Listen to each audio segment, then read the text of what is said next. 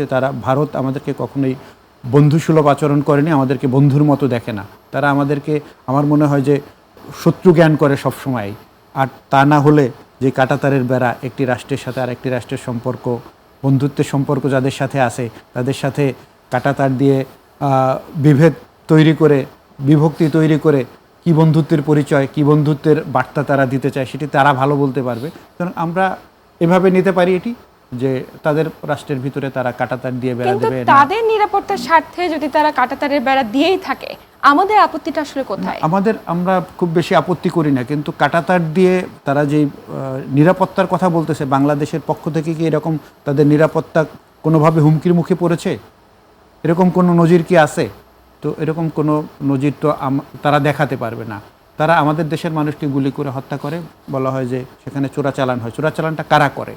এটা কি বাংলাদেশের লোকজনরা করে না, তারা করে। সেই জিনিসটা কিন্তু পরিষ্কার করে না। অথচ আমরা দেখি যে ভারতের সীমান্ত এলাকায় নানা ধরনের মাদকের কারখানা তৈরি হয়েছে এবং সেখান থেকে মাদক সাপ্লাই, গত 56 বছর ধরে মাদক চোরাচালান আমরা কোনোভাবে বন্ধ করতে পারছি না। কিন্তু এটি কারা করতেছে? আবার আমাদের উপরেই তারা চোরাচালানের অভিযোগ দেয়, কিন্তু মাদক কারখানা তারা তৈরি করে, মাদক তারা সাপ্লাই করে, আবার অভিযোগটা দেয় আমাদের উপরে।